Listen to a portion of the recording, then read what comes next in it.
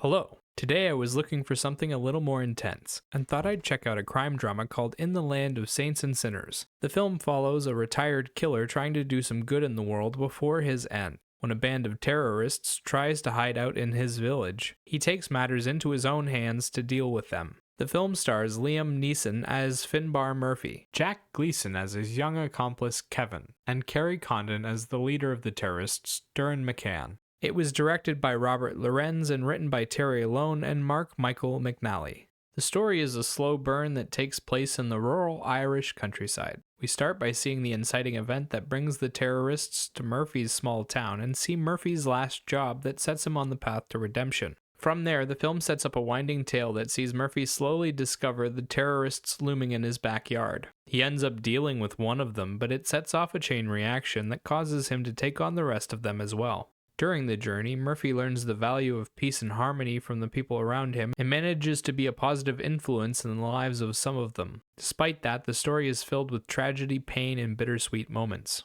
The cast is decently sized with a lot of supporting characters, a few extras, and about 3 main characters: Finbar Murphy, his accomplice Kevin, and the leader of the terrorists, Duran. The supporting cast gets a bit of time to add some flavor to the film, but doesn't usually affect the story in a significant way. A few of them get to play a larger role, but are still somewhat superfluous to the outcome. Finbar Murphy is a retired contract killer whose last kill left him with a bad taste in his mouth. He lives by a code and tries to help those in need beside him. It tends to inspire the best in them, but it generally leads to tragic outcomes. Kevin is a psychopathic young killer who looks up to Finbar and their boss for guidance. When Finbar's war affects his life too, he ends up lost, but finds a mentor in Finbar. Duran is a vindictive person who believes her cause to be righteous. To that end, she justifies any means and overlooks the heinous nature of her own actions. She's a zealot looking for vengeance, and she's got an arsenal at her disposal. The visual journey is a slow investigation with the Irish countryside as a backdrop. Murphy runs around town meeting with friends, having conversations with the shopkeepers, and generally enjoying his life. Once the action kicks off, it's more about setting up big moments and then executing them in short, clean sequences. The action takes on a gritty, realistic form with kills that have a huge impact. The film also loves big dramatic conversations in beautiful locations, churches, rolling hills, etc. They frame the actors and then give them a ton of time to explore. Sound-wise, the film uses a huge variety of music to support the story in a number of ways. It punctuates big moments, sets the atmosphere, builds the mood, and even injects emotion into the story. It has a very dramatic feel to it, at times making the film feel a bit like a western, and at others making it feel like a serious drama about a heavy topic.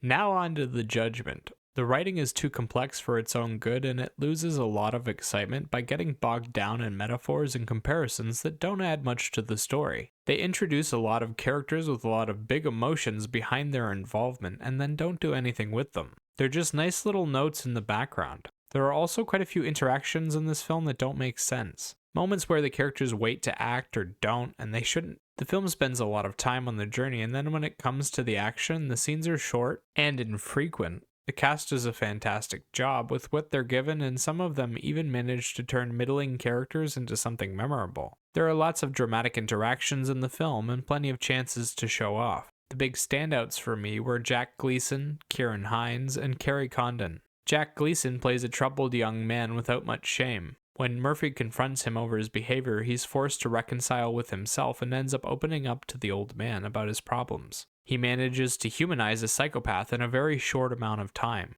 Ciarán Hinds plays Murphy's best friend and the only police officer in sight. He's a straight man who acts as a foil to Murphy. The emotion Hinds shows during his moments with Neeson are quite moving, and he manages a lot of chemistry with the other actors. Kerry Condon plays a zealot. She's intense in her actions and in how she treats the people around her, and she justifies it all with the most emotion-driven appeal ever. She's basically stuck in permanent blind rage and offers up a good villain to hate. Liam Neeson also plays a significant role in the film, but I found his performance to be quite muted overall. I could forget his character in a second, but the people around him were actually interesting. The visual journey had a lot of nice scenery, and they filmed in highly dramatic ways. They make good use of the space, include a large color palette, and the actors pop out from the screen. There are big moments in the form of highly dramatic conversations, and the kills are cleanly executed with a big impact. There's also a bit of flash with 2 explosions. That said, the visual journey is very slow, includes a lot of detail, and the action is quite short. Sound-wise, the film has a good variety of different tracks that support the film in a strong way, and it even manages to inject a good amount of emotion into the film that probably wouldn't have been there otherwise. They use the instrumental tracks to bring every scene up to the next level, and they use pop and rock songs to flavor the different atmospheres and characters. It's quite moving in a lot of ways and adds a lot of depth to the film. Overall, In the Land of Saints and Sinners is an okay crime drama.